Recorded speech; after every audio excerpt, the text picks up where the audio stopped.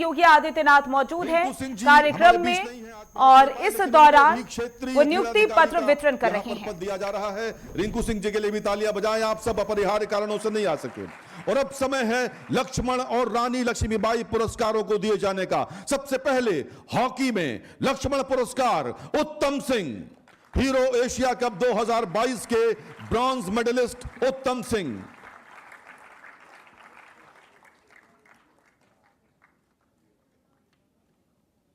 Gymnastics के अभिजीत कुमार, ये तालियां उत्तम सिंह जी के लिए हैं और उसके बाद जो तालियां बजेंगी वो अभिजीत कुमार के लिए होंगी। जिम्नास्टिक्स में लक्ष्मण पुरस्कार प्राप्त कर रहे हैं Abhijeet Kumar, 2022 artistic gymnastic Asian championship में प्रतिभाग किया।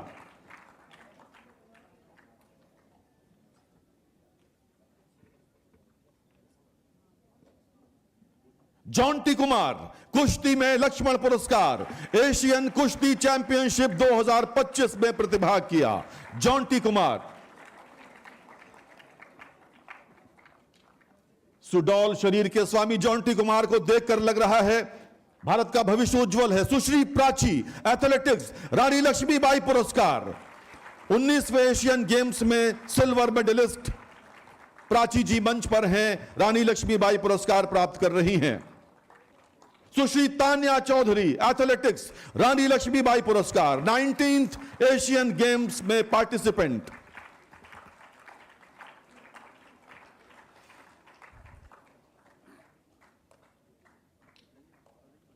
और अब जो मंच पर आ रहे हैं उनके लिए तालियां और जोरदार होंगी। श्री यश कुमार, पैरा कैनोइंग लक्ष्मण पुरस्कार, चौथे पैरा एशियन गेम्स में चौथा स्थान, पेरिस पैरालंपिक गेम्स 2024 में प्रतिभाग किया यश कुमार ने। सहृदय माननीय मुख्यमंत्री महोदय स्वयं उनके साथ इस समय उनको पुरस्कृत करते हुए तालियां बजाएं मित्रों, जोरदार सभागार तालियों से गूंजना चाहिए मित्रों। प्रवीण कुमार, पैरा एथलेटिक्स लक्ष्मण पुरस्कार, पेरिस पैरालंपिक 2024 में स्वर्ण पदक।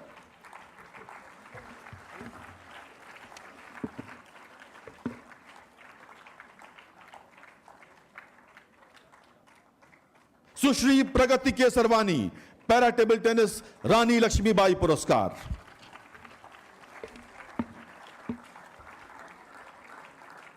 और अब समय है अंतर्राष्ट्रीय स्तर पर पदक विजेता प्रतिभागी खिलाड़ियों को नकद पुरस्कार दिए जाने का। सबसे पहले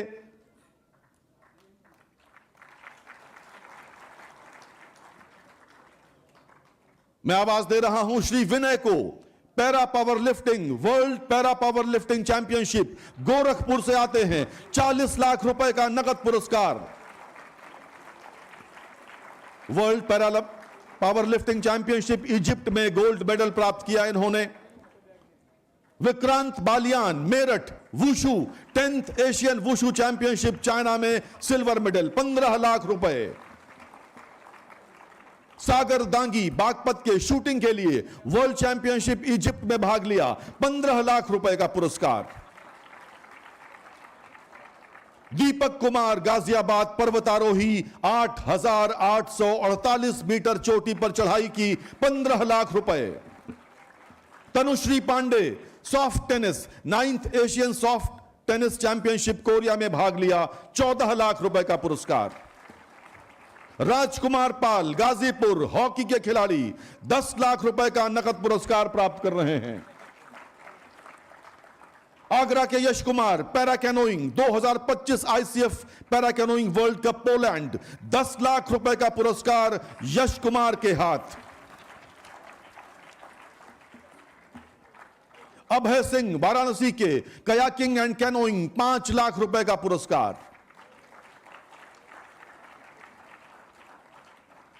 और बागपत के श्रवण कुमार, शूटिंग में 3 लाख रुपए का पुरस्कार। 13वें साउथ एशियन गेम्स काठमांडू में आपने स्वर्ण पदक प्राप्त किया।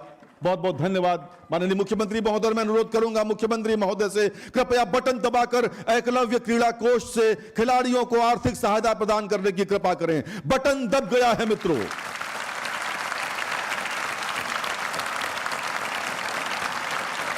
बहुत बहुत धन्यवाद माननीय मुख्यमंत्री महोदय। मित्रों, विगत 9 वर्षों में हम सब ने उत्तर प्रदेश को बदलते हुए देखा है। 2016 की शुरुआत में प्रदेश में जो बेरोजगारी दर 18% थी, आज घटकर 2% पर आ गई है। आज उत्तर प्रदेश में युवा पढ़ लिखकर पारदर्शी प्रक्रिया से सरकारी नौकरी प्राप्त कर रहे हैं, सरकार में सहायता प्राप्त कर उद्यमी बन रहे हैं। यही नहीं, खेलों में उत्कृष्ट प्रदर्शन करने वाले युवाओं को सीधे राजपत्रित अधिकारी की नौकरी मिल रही है और सरकार उन पर पैसों की भी बरसात कर रही है। यह सब संभव हो सका है एक सशक्त नेतृत्व के कारण। देवी और सज्जनों, करतल ध्वनि के साथ स्वागत करें उत्तर प्रदेश के माननीय मुख्यमंत्री आदरणीय योगी आदित्यनाथ जी का, जो अपने आशीर्वचन हेतु पधार रहे हैं। माननीय मुख्यमंत्री महोदय। भारत माता की, भारत माता की, भारत माता की।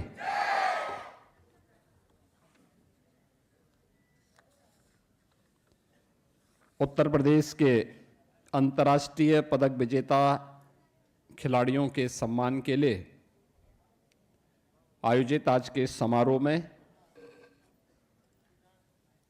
उत्तर प्रदेश सरकार में मंत्रिमंडल के मेरे सहयोगी,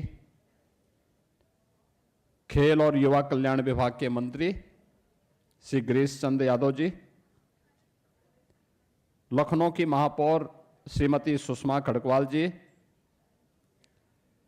विधान परिषद के माननीय सदस्य डॉक्टर महेंद्र सिंह जी, माननीय विधायक श्रीमती जयदेवी जी, डॉक्टर राजेश्वर सिंह जी, विधान परिषद के माननीय सदस्यगण इंजीनियर अवनीश कुमार सिंह जी, श्री लालजी प्रसाद निर्मल जी, अपर मुख्य सचिव गृह श्री संजय प्रसाद जी, प्रदेश के पुलिस महानिदेशक श्री राजीव कृष्ण जी, सचिव खेल श्री सुहास एलवाई जी, आज के इस समारोह में उपस्थित खेल विभाग के हमारे सभी अधिकारीगण, प्रदेश भर की वे प्रतिभाएं जिन्होंने राष्ट्रीय और अंतर्राष्ट्रीय स्तर पर भारत के गौरव को बढ़ाने का कार्य किया है, आज इस समारोह में यहां पर उपस्थित हुए हैं। मैं सबसे पहले आप सभी देश की इन प्रतिभाशाली खेल विभूतियों का उत्तर प्रदेश सरकार की ओर से और उत्तर प्रदेश की जनता की ओर से हृदय से स्वागत करता हूं। आप सभी का मैं अभिनंदन करता हूं। वासंतीय नवरात्रि के अवसर पर उत्तर प्रदेश सरकार ने इस सम्मान समारोह आयोजित किया है, जिसमें आज यहां पर अंतर्राष्ट्रीय पदक विजेता खिलाड़ियों को उनकी नियुक्ति पत्र वितरण के कार्यक्रम संपन्न हो रहे हैं। वीरवर लक्ष्मण और रानी लक्ष्मीबाई पुरस्कार, जिन्होंने खेल के क्षेत्र में उत्कृष्टतम प्रदर्शन से प्रदेश के गौरव को बढ़ाया है, उन खिलाड़ियों को यहां पे आज सम्मानित किया जा रहा है। मैं इस अवसर पर जिन खिलाड़ियों को अभी मंच पर मुझे सम्मानित करने का अवसर प्राप्त हुआ, जो खिलाड़ी इस पूरे समारोह का हिस्सा बने हुए हैं, आप सभी को इस नियुक्ति पत्र प्राप्त होने, वीरवर लक्ष्मण और रानी लक्ष्मीबाई पुरस्कार प्राप्त होने के अवसर पर मैं आप सबको प्रदेश शासन की ओर से और उत्तर प्रदेश की जनता जनार्दन की ओर से भी हृदय से बधाई देता हूं। आप सब जानते हैं कि अंतर्राष्ट्रीय प्रतियोगिताओं में पदक विजेता खिलाड़ियों के साथ ही यहां पर हम लोगों ने जो एक कार्यक्रम यहां पे आज आयोजित किया है, वीरवर लक्ष्मण की जब हम चर्चा करते हैं तो लक्ष्मण जी समर्पण के, कर्तव्य निष्ठा के और अनुशासन के प्रतीक हैं। उत्तर प्रदेश के पुरुष खिलाड़ियों को, जिन्होंने राष्ट्रीय और अंतर्राष्ट्रीय स्तर पर कुछ विशिष्ट योगदान किया है, ऐसे खिलाड़ियों को वीरवर लक्ष्मण के नाम पर यह पुरस्कार दिया जाता है। और उन खिलाड़ियों को आज अभी मंच पर मुझे सम्मान देने का अवसर प्राप्त हुआ है। मैं इस अवसर पर उन सभी खिलाड़ियों को हृदय से बधाई और मेरी शुभकामनाएं। रानी लक्ष्मीबाई पुरस्कार, ये नारी गरिमा, नारी स्वावलंबन और नारी के तेज का प्रतीक है। 1857 के प्रथम स्वातंत्र समर में उन्होंने झांसी को पराधीनता से मुक्त कराने में सफलता प्राप्त की थी। रानी लक्ष्मीबाई की उम्र उस समय मात्र 26 वर्ष की थी और वह बड़े तेजस्विता के साथ उन्होंने उस समय विदेशी हुकूमत की नींव को हिलाने का काम किया था। और इसीलिए उस स्वावलंबन, उस साहस और नेतृत्व की प्रतीक भारतीय नारी है। और खेल के किसी एक विशिष्ट विधा में उनके इस विशिष्ट योगदान के लिए उत्तर प्रदेश सरकार के द्वारा नारी लक्ष्मीबाई पुरस्कार भी यहां पे प्रदान किया जाता है। और मैं उन सभी वीर नारियों को, जिन्होंने प्रदेश के लिए, देश के लिए उस विशिष्ट खेल प्रतिस्पर्धा में एक विशिष्ट सम्मान दिलाया है, आज रानी लक्ष्मीबाई पुरस्कार भी उन्हें यहां पे सम्मानित किया जा रहा है। मैं इस बात को हमेशा मानता हूं, ये वैसे भी वासंतीय नवरात्रि है, हमारे यहां वर्ष में 2 बार हम नवरात्रि के आयोजन के साथ जुड़ते हैं। एक वासंतीय नवरात्रि होती है और एक शारदीय नवरात्रि होती है।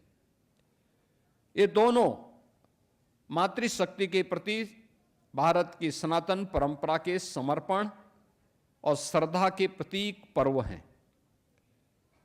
हम इन 9 दिनों में जगत जननी मां भगवती का अनुष्ठान करते हैं, उनके अलग अलग रूपों की पूजा करते हैं। और यह उपासना इस बात का प्रतीक होता है कि जो भी समाज नारी शक्ति के प्रति इस सम्मान को बनाए रखेगा, वह अपने सतत विकास के अभियान को आगे बढ़ाने के साथ ही एक लंबे समय तक अपने स्वयं के वजूद को बनाए रखने में सफल होगा। भारत की नारी उसका प्रतीक है और उस प्रतीक को लेकर के आज जहां हमारे यहां तो कहते भी हैं, यत्र नारीस्तु पूज्यन्ते रमन्ते तत्र देवता, यानी जहां पे नारी की पूजा होती है, उनका सम्मान होता है, वहां स्वतः स्फूर्त भाव के साथ दैवीय शक्तियों की कृपा अपने आप ही बरसती है। और इसका मतलब नारी सम्मान, नारी गरिमा की रक्षा और उनके स्वावलंबन के लिए कोई प्लेटफॉर्म उपलब्ध करवाना, ये समृद्धि की एक नई कड़ी को आगे बढ़ाने जैसा होता है। ऐसे ही युवा शक्ति जब आगे बढ़ती है तो युवा शक्ति केवल एक अनुशासन का ही प्रतीक नहीं होती, बल्कि उस अनुशासन और कर्तव्य निष्ठा के साथ साथ राष्ट्र के उज्जवल भविष्य की भी एक महत्वपूर्ण कड़ी होती है। उस महत्वपूर्ण कड़ी को आगे बढ़ाने के लिए आज हम लोगों ने, जब उत्तर प्रदेश सरकार अपने 9 वर्ष के नवनिर्माण के कार्यक्रम के साथ आगे बढ़ रही है, उन स्थितियों में इन दोनों शक्तियों को, युवा वर्ग को भी और नारी शक्ति का भी सम्मान खेल की इन विभिन्न विधाओं के कला, इन सभी अपने इन कर्तव्यनिष्ठ खिलाड़ियों के माध्यम से हम आगे बढ़ा रहे हैं। यह हर उत्तर प्रदेश के युवा, हर उत्तर प्रदेश की नारी के लिए गौरव की बात है। मुझे बताते हुए प्रसन्नता है कि गत 9 वर्ष में हमारी सरकार ने खिलाड़ियों के सम्मान के लिए और उनको जो विभिन्न प्रकार के पुरस्कार और इंसेंटिव्स उपलब्ध करवाए हैं, यह राशि लाखों में नहीं है, यह राशि 200 करोड़ की है। 200 करोड़ रुपए हमने खिलाड़ियों को इंसेंटिव के रूप में उन खिलाड़ियों को उपलब्ध करवाए हैं, उनके पुरस्कार के लिए उपलब्ध करवाए हैं। और उस पुरस्कार के रूप में प्रदेश ने उन खेल प्रतिभाओं को आगे बढ़ाने के लिए, जिसमें भारत की समृद्ध परंपरा को आगे बढ़ाया जा सके, जिसमें कबड्डी है, कुश्ती है, खो खो है, अन्य तमाम प्रकार के खेल हैं, इन सभी को हम लोगों ने आगे बढ़ाने का काम किया है। और प्राचीन काल से हमारे गुरुकुलों का ये महत्वपूर्ण हिस्सा रहा है। इसकी शिक्षा दी वहां पे, इसकी शिक्षा के साथ ही उस पाठ्यक्रम का इसका एक महत्वपूर्ण हिस्सा था। आश्रमों के दिनचर्या का एक महत्वपूर्ण हिस्सा हुआ करता था। और इसीलिए भारत के अंदर ये सभी चीजें साथ साथ चली हैं। और उत्तर प्रदेश जैसा राज्य, मैं हमेशा इस बात को मानता हूं, 25 करोड़ की आबादी का राज्य, ये 25 करोड़ की आबादी का राज्य ये केवल जनसंख्या नहीं है, यह भारत की युवा शक्ति का भी एक महत्वपूर्ण केंद्र बिंदु है। 56% जो युवा शक्ति है उत्तर प्रदेश के अंदर, ये युवा शक्ति उत्तर प्रदेश की ताकत भी है। ये उत्तर प्रदेश की ताकत है। ये कामकाजी वर्ग है। या जब परिश्रम करता है तो उत्तर प्रदेश अपने खाद्यान्न के लक्ष्य को और खाद्यान्न के विकास की दर को 8% से बढ़ाकर के 18% तक पहुंचाता है। जब इसे अवसर मिलता है तो उत्तर प्रदेश जैसे बीमारू राज्य को यह युवा शक्ति भारत की अर्थव्यवस्था का एक ब्रेक थ्रू बना करके उसे रेवेन्यू सरप्लस स्टेट के रूप में स्थापित करके भारत के ग्रोथ का एक इंजन बनाने का काम कर देता है। इस युवा को जब उचित प्लेटफॉर्म प्राप्त होता है तो वह राष्ट्रीय और अंतर्राष्ट्रीय प्रतियोगिताओं में, ओलंपिक और पैरालंपिक में भारत के लिए मेडल उपलब्ध करवाने का काम भी करता है। लेकिन उसको अवसर तो मिले, और उस कार्य को लेकर के लगातार यह कार्य हमारे आगे बढ़ रहे हैं।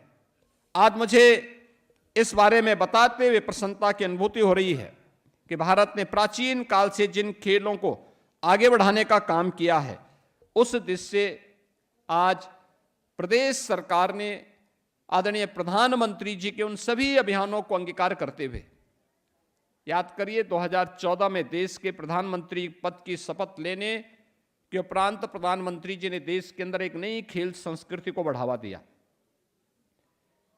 खेलो इंडिया खेलो या फिट इंडिया मूवमेंट से आगे बढ़ा करके फिर गांव-गांव में इस प्रकार की स्थितियां पैदा हों। पहले सांसद खेलकूद प्रतियोगिता आगे बढ़ी। राज्य सरकार ने 2017 के बाद विधायक खेलकूद प्रतियोगिताओं के साथ उससे जोड़ा।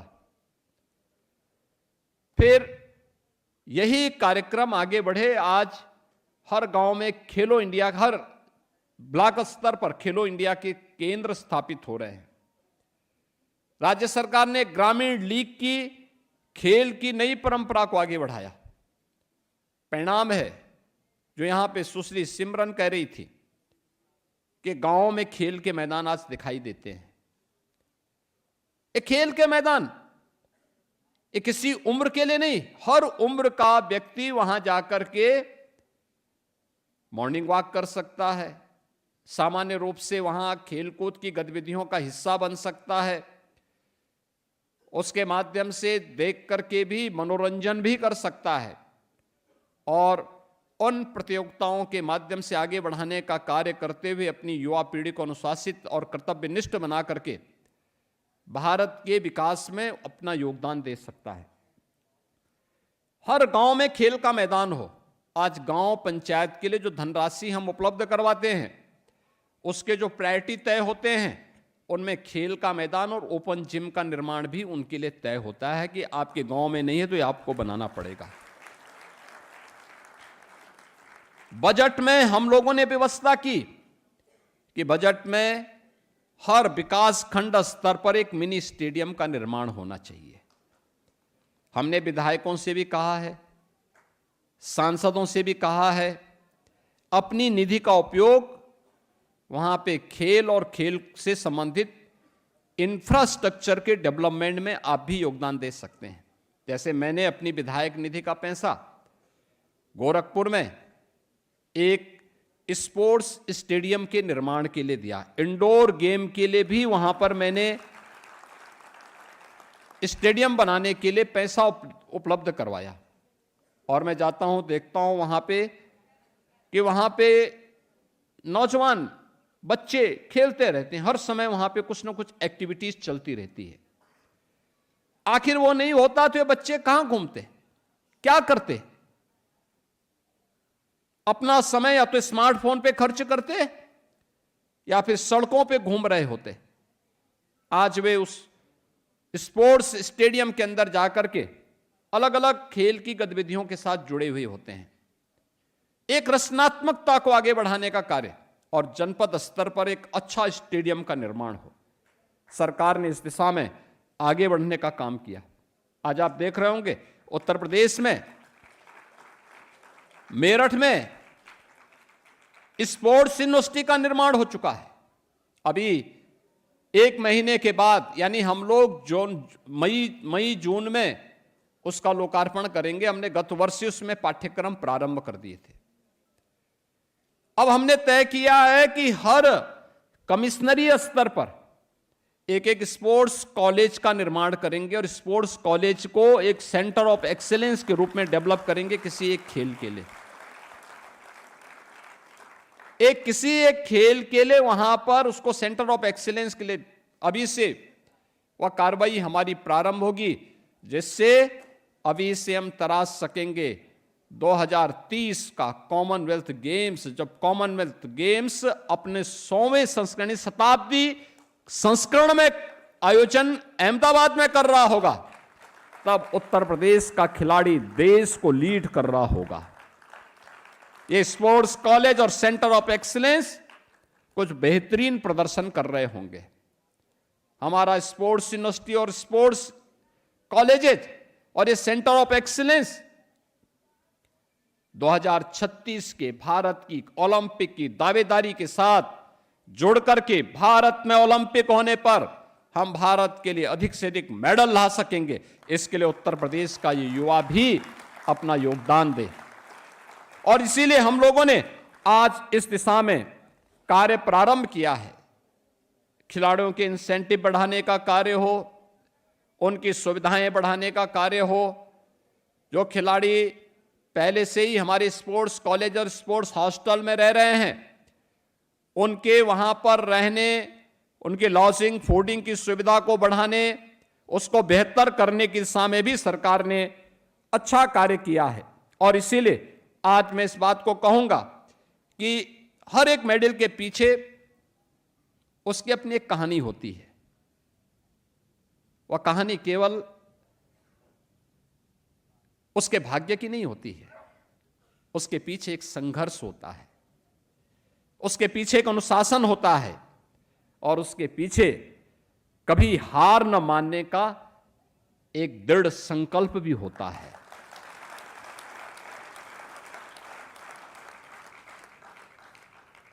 हमें याद रखना होगा, टैलेंट शुरुआत देता है, लेकिन आपकी मेहनत उसे लक्ष्य तक पहुंचाती है। लक्ष्य तक पहुंचती जब आप मेहनत करते हैं, आपका परिश्रम उसे वहां तक पहुंचाता है। और हम इस बात को मानते हैं, जितना पसीना बहेगा उतनी ही जीत आपके निकट आएगी। खेल हमें गिरना, उठना और फिर जीतना सिखाता है। जो गिरेगा वही उठेगा और जो उठेगा वही जीतेगा। याद रखना, जो गिरने से कांप जाएगा वह उठ नहीं पाएगा, और जो उठने में लापरवाही कर देगा या किसी प्रकार से वह उठने में भी उसको थोड़ी समस्या हो रही है, उस समय भी वो कुछ टाल मटोल कर रहा है, तो फिर जीत के नजदीक नहीं पहुंच पाएगा। ये खेल का हिस्सा होता है, उठना, गिरना, उठना और फिर लक्ष्य को प्राप्त करना। और उस दिशा में हम लोग हमेशा इस बात को देखते हैं, किसी भी खेल में हो, हमें एक ही बात हम देखते हैं। वॉलीबॉल में हम देखते हैं वो बॉल नीचे ना आए और समय आने पे अपना शॉट ऐसा मारें कि हमारे पक्ष में वह एक नई जीत दे दे। हम यही कार्य बैडमिंटन के समय भी देख करते हैं। हमारा प्रयास क्या होता है कि जो शटलकॉक होता है वह नीचे ना आए, अवसर की तलाश करते हैं, और तलाश जैसे ही अवसर मिलता है हमारा शॉट इतना जोरदार होता है, इतना तीव्र होता है कि वह हमें विजय की ओर उपलब्ध करवाता है। और आपके सामने यही उदाहरण दुनिया के अंदर विकसित देशों में अगर उदाहरण देखना तो जापान का है। वहां पे दो चीजें अक्सर हम देखते हैं, एक जापान की काइजेन, यानी काइजेन का मतलब निरंतर सुधार, और दूसरा उनका शब्द होता है मोनोजुक्री। मोनोजुक्री का मतलब उत्कृष्ट निर्माण कला, यानी निरंतर सुधार। हर एक कार्य में कुछ ना कुछ सुधार की गुंजाइश होती है, कुछ ना कुछ अच्छा करने की गुंजाइश होती है। याद रखना, आज हम जो भी हैं उसमें और अच्छा क्या हो सकता है, हमें उस दिशा में प्रयास करना चाहिए। निरंतर हमारा दिमाग उसके लिए चलायमान होना चाहिए। दूसरा, उत्कृष्ट निर्माण कला। हमने जो किया है उसको और अच्छा करने के लिए क्या हो सकता है।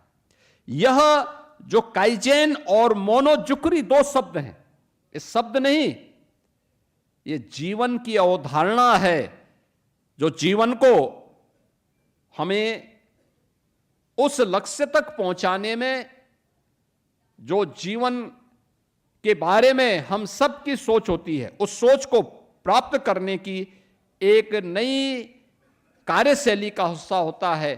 और यही तो भारतीय ऋषि ने भी हम सब के लिए कहा। उन्होंने क्या कहा, योगः कर्मसु कौशलम, यानी योग क्या है, कर्म में कुशलता।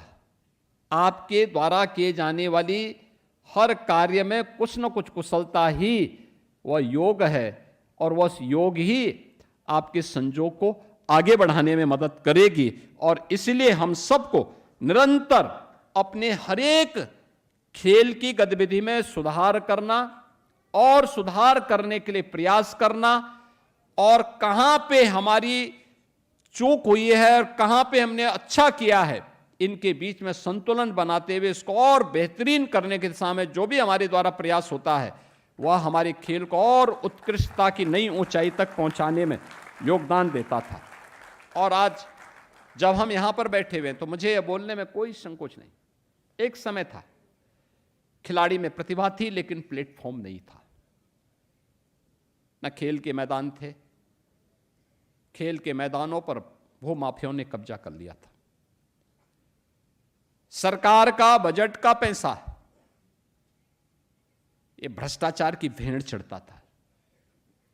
खेल तो उपेक्षित क्षेत्र था। देश के अंदर खेल 2014 में गवर्नमेंट के एजेंडे का हिस्सा बना, अन्यथा उससे पहले उपेक्षित था। प्रदेश में 2017 के बाद खेल के बारे में कुछ सोचा जाए और खेल के बारे में कुछ बजट दिया जाए। आज हमारा बजट खेल में कई गुना बढ़ा है और हम लोगों ने पर्याप्त मात्रा में बजट दिया है। पहले बजट नहीं होता था, अब हम बजट इतना देते हैं कि विभाग उसको खर्च नहीं कर पाता है। मुझे बार बार बोलना पड़ता है कि भाई ये बेहतरीन सुविधा खिलाड़ियों को उपलब्ध कराओ, खर्च करो इसको समय पे, आगे बढ़ाओ, अच्छे खिलाड़ियों को रखो, पुराने खिलाड़ियों को कोचेज के रूप में रखो, उन्हें उनकी अनुभव का लाभ वर्तमान पीढ़ी को देने के लिए उपलब्ध कराओ। और लगातार इसमें आज कार्य हो रहा है। आज हम लोगों ने प्रदेश में अवसर भी है, संसाधन भी है और प्रतिभा भी है। खेल इंफ्रास्ट्रक्चर और खेल की सुविधाओं को हम लोगों ने बेहतरीन करने का काम किया है और उस दिशा में सरकार के स्तर पर ये जो प्रयास किया जा रहा है, आज उसी का परिणाम है। हम लोगों ने अब खेल और खिलाड़ियों के लिए भी उस प्रकार की सुविधाएं दी है। आपने देखा होगा, ओलंपिक में जीतने वाले खिलाड़ी को एकल गेम में हम गोल्ड मेडल में 6 करोड़ रुपए की सहायता उसे उपलब्ध करवाते हैं।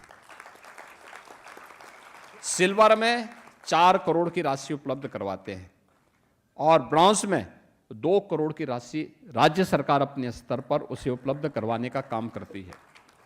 इसी तरह Asian, Commonwealth, world championship, safe games में भी राज्य सरकार के स्तर पर सहायता उपलब्ध करवाने का कार्य होता है। वीरवर लक्ष्मण पुरस्कार और रानी लक्ष्मीबाई पुरस्कार से भी खिलाड़ियों को सम्मानित करने का काम होता है और उन खिलाड़ियों को और प्रोत्साहित करने के लिए सरकार पूरी प्रतिबद्धता के साथ कार्य कर रही है। हमारा एकलव्य क्रीड़ा कोष उस सहायता को आगे बढ़ाने में मदद करता है और उत्तर प्रदेश देश का पहला राज्य है जिसने सरकारी सेवाओं में खिलाड़ियों को नौकरी में प्राथमिकता दी है। प्राथमिकता, अब तक हम लोग 500 से अधिक खिलाड़ियों को पुलिस के अलग अलग पदों पर नियुक्ति पत्र उपलब्ध करवा चुके हैं और इनको उपलब्ध करवाने की दिशा में सरकार ने जो प्रयास प्रारंभ किया है, आज उसी श्रृंखला में आपने देखा होगा कि हमने पहले यहां डिप्टी एसपी के रूप में ललित उपाध्याय को, जिन्होंने 2020 के भारत के ओलंपिक टीम में हॉकी टीम के साथ मिलकर के भारत के लिए मेडल उपलब्ध करवाया था, उन्हें डिप्टी एसपी का पद दिया था और आज मुझे बताते हुए प्रसन्नता है, राजकुमार पाल को भी आज डिप्टी एसपी के रूप में उत्तर प्रदेश पुलिस में हम लोगों ने यह नियुक्ति पत्र उपलब्ध करवाया है। प्रवीण कुमार पैरा एथलेटिक्स से हैं, इन्हें भी डिप्टी एसपी के रूप में आज यह नियुक्ति पत्र उपलब्ध कराया गया है। राजकुमार पाल गाजीपुर के रहने वाले हैं, प्रवीण कुमार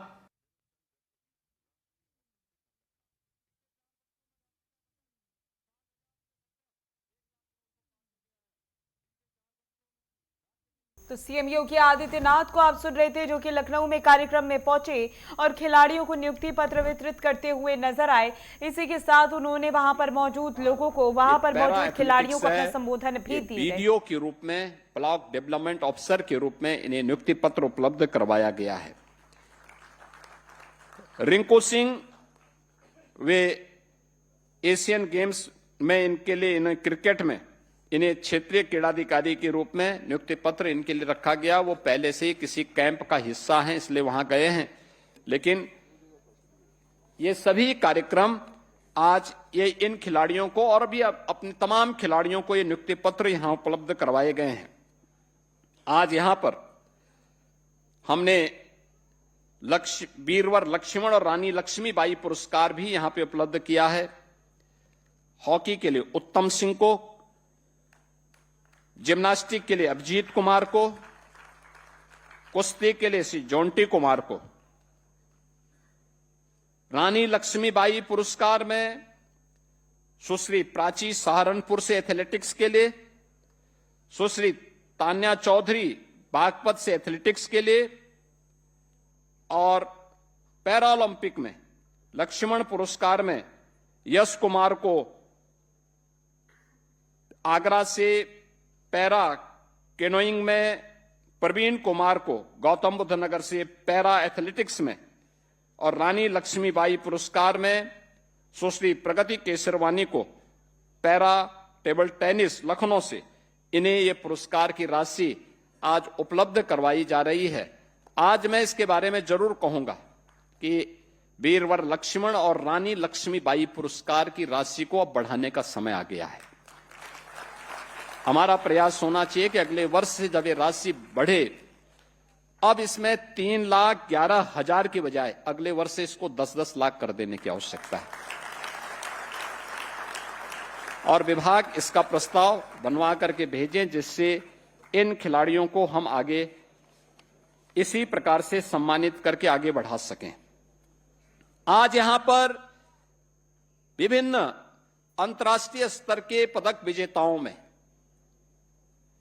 या अंतर्राष्ट्रीय जो हमारी प्रतियोगिताएं होती है उसमें प्रतिभाग करने वाले जो हमारे खिलाड़ी हैं, उनके लिए सरकार ने धनराशि आज यहां पे जारी की है, जिसमें गोरखपुर से पैरा पावर लिफ्टिंग है विनय, इन्हें 40 लाख रुपए, world para power lifting championship Egypt में इन्होंने 2025 में गोल्ड मेडल जीता था।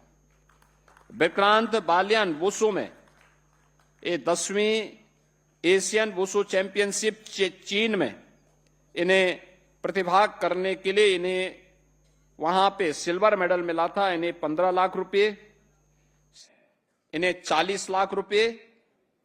World para power lifting championship Egypt में इन्होंने 2025 में गोल्ड मेडल जीता था। विक्रांत बालियान वुसु में ये 10वीं एशियन वुसु चैंपियनशिप चीन में इन्हें प्रतिभाग करने के लिए इन्हें वहां पे सिल्वर मेडल मिला था, इन्हें 15 लाख रुपए। सागर दागी ये बागपत से शूटिंग में हैं, इन्हें वर्ल्ड चैंपियनशिप में इजिप्ट में ही इन्होंने वहां पर 12 से 28 अक्टूबर के बीच में जो 10 metre air pistol men's junior में एकल वर्ग में मिक्स टीम में इसमें इन्होंने प्रदेश यानी देश के लिए रजत पदक और 10 metre air pistol men's junior में गोल्ड मेडल जीता है। इन्हें 15 लाख रुपए का यहां पर प्रदेश सरकार के द्वारा घोषित सहायता उपलब्ध करवाई जा रही है। दीपक कुमार ये पर्वतारोही हैं, गाजियाबाद के रहने वाले हैं, इन्होंने 8,848.86 मीटर चोटी पर चढ़ करके नेपाल के अंदर 18/5/2025 को इन्होंने सफलता प्राप्त की। इसके लिए 15 लाख रुपए की सहायता इन्हें राज्य सरकार के स्तर पर किया जा रहा है।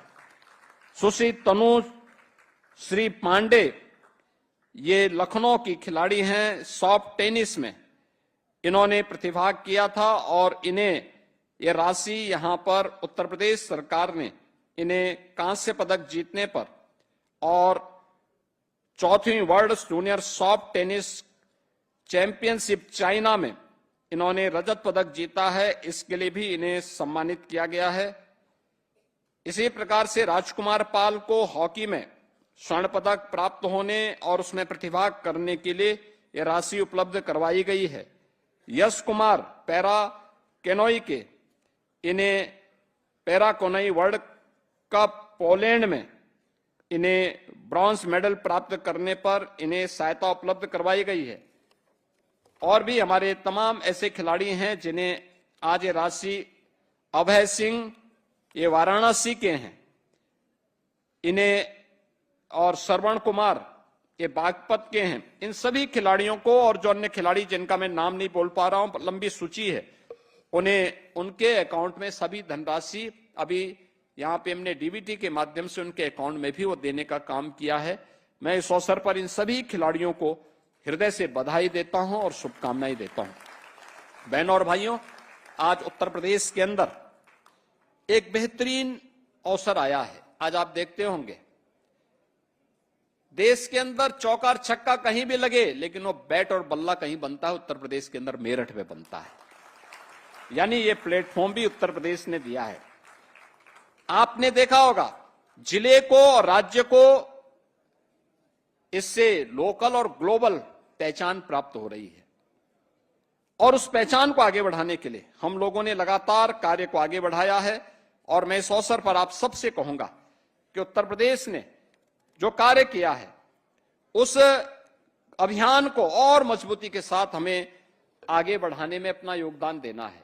खेल ये मेडल जीतने के साथ साथ देश के सामर्थ्य को भी प्रस्तुत करने का एक माध्यम होता है। दुनिया के सामने। हमारी प्रतिभाएं जब परिश्रम करती हैं, अपने टैलेंट को परिश्रम में बदल करके बेहतरीन करती है, तो उससे देश का गौरव बढ़ता है। दुनिया के सामने उस देश के बारे में एक नई जिज्ञासा बढ़ती है, और आपके कारण यह अवसर उत्तर प्रदेश को भी और भारत को भी प्राप्त होता है। आज आपके सम्मान के लिए कार्यक्रम आयोजित किया गया है। आप अवश्य अपने आप को आगामी प्रतियोगिताओं की तैयारी के लिए कार्य कर सकेंगे, इस विश्वास के साथ हमने यहां पर अपना खेल सचिव भी एक खिलाड़ी को ही रखा है। वे ओलंपियन हैं, ओलंपिक में कई बार मेडल जीते हैं, और वे लगातार इस कार्य के साथ जुड़े हुए हैं। आज जब उनकी चर्चा होती है तो बहुत सारे लोग कहते हैं साहब हम भी कर सकते हैं। हमने कहा देखो, तो उन्होंने ओलंपिक में मेडल प्राप्त किया है, और वह खेल के बारे में जानेंगे, खेल के बारे में रुचि भी लेते हैं, खेल और खेलकूद की गतिविधियों को आगे बढ़ाते हैं। आपने देखा होगा जो आपके खेल के निदेशक हैं, वे भी भारतीय हॉकी टीम को लीड कर चुके हैं। यानी जब उस फील्ड से जुड़ा हुआ व्यक्ति वहां काम करता है तो तब ये चीजें आगे बढ़ती हैं। अक्सर होता है, बहुत सारे लोग कहते हैं, हमारे होम सेक्रेटरी भी बोलते हैं, कहते हैं साहब मैं भी खेला हूं। मैंने कहा क्या खेले हो? कहा नेपाल बॉर्डर पर हमने गुल्ली डंडा खेला था। तो हमने कहा भी आप गुल्ली डंडा नेपाल की तरफ फेंक दे तो इंटरनेशनल नहीं हो जाता है।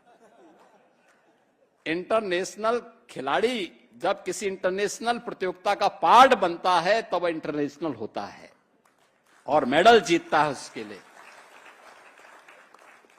और उस दिशा में हम सबको मिलकर के काम करना होगा। मैं आपको इस बात के लिए आश्वस्त करता हूं, आप सभी खिलाड़ी मिलकर के काम करें, आगे बढ़े, अनुशासित दिनचर्या का हिस्सा बना करके परिश्रम की पराकाष्ठा पे चढ़ करके खूब देश के लिए मेडल जीतिए। राज्य सरकार आपको पूरा सपोर्ट करेगी, हर प्रकार का समर्थन करेगी। जिस भी स्तर पर सहयोग की आवश्यकता पड़ेगी, राज्य सरकार का पूरा सहयोग और समर्थन आप सबके प्रति होगा। आप सबके प्रति मेरी मंगलमय शुभकामनाएं हैं। आप सबको मैं बसंती नवरात्रि और रामनवमी की भी अग्रिम मंगलमय शुभकामनाएं देता हूं। धन्यवाद। जय हिंद। बहुत बहुत धन्यवाद माननीय मुख्यमंत्री महोदय, आपके आत्मीय। तो लखनऊ से मुख्यमंत्री योगी आदित्यनाथ को सुन रहे थे आप, जहां खिलाड़ियों को उन्होंने चेक सौंपा, राशि वितरित की, खेल के प्रति उत्तर प्रदेश सरकार की नीतियों का